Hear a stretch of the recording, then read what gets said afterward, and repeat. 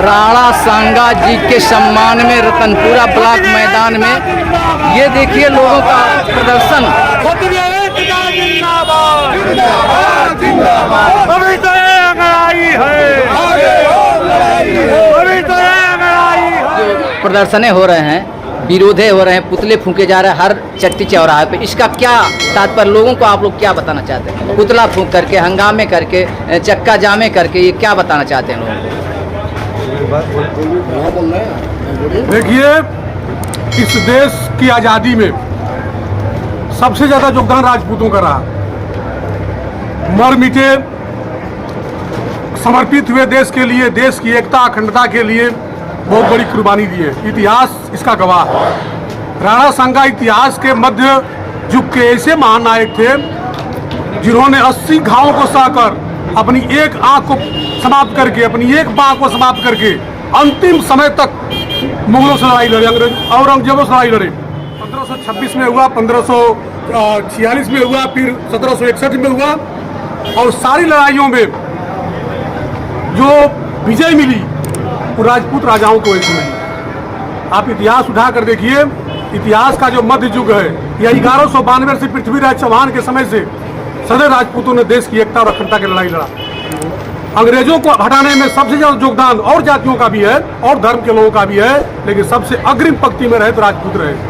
और एक भारत के संसद का सदस्य, जो भारत की संसद को गौरवान्वित करता है, हमारे देश का सदस्य, वह सदस्य जो है अपनी गरिमा को गिराकर वैसे महापुरुषों के प्रति अभद्र भाषा का प्रयोग किया है। और उसने ये भी कहा है कि उससे पैदा होने वाली संतानें भी गद्दार हैं।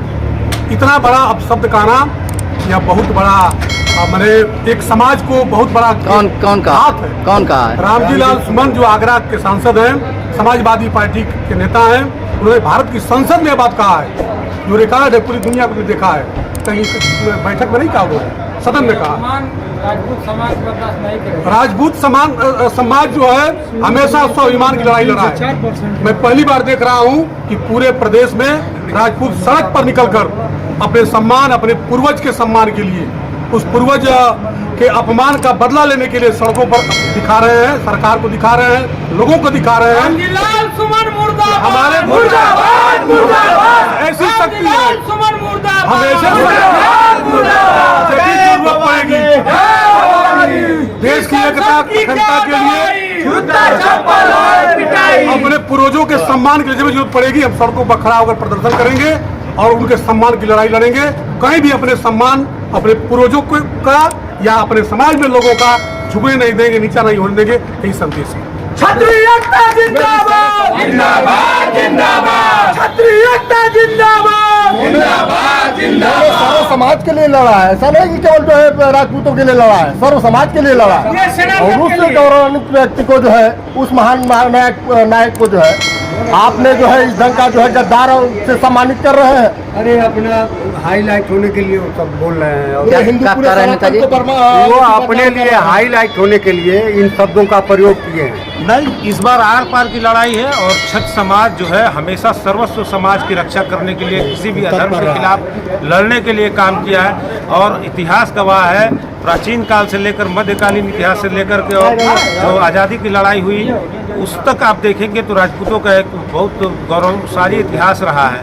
और मैं तो ये कहता हूँ कि ये बहुत अच्छा काम किए कि समाज को के लोगों को इकट्ठा करने का काम किया है। उनको इस बार आर पार की लड़ाई है और इस बार ये समाज उनको उनकी गति बताकर मानेगा। और हम लोग ये चाहते हैं कि वो उस पार्टी के लोगों से मेरा निवेदन है, सारे समाज की निवेदन है कि उनको राज्यसभा सदस्यता खत्म किया जाए। जय भवानी, जय भवानी, जय भवानी, जय भवानी। जिंदाबाद, जिंदाबाद, जिंदाबाद, जिंदाबाद, जिंदाबाद। राणा सांगा के सम्मान में और रतनपुरा ब्लॉक में आप लोग यह कैसा धरना और किसके पुतला फूके हैं? फूकने से आप लोगों को क्या बताए हैं? सपा का सांसद है, वो दलित का बेटा नहीं है, दलित का बेटा नहीं, वो जो है मुगलों का बेटा है, उसके खानदान का है। हम कहते हैं दलित के बेटा सबसे बड़ा संत दुनिया के संत रविदास जी है, संत शिरोमणि कहा जाता है। और उनको गुरु मानने वाले राणा सांगा है। राणा सांगा नहीं रहे होते तो संत रविदास जी को ये मुसलमान बना दिए होते।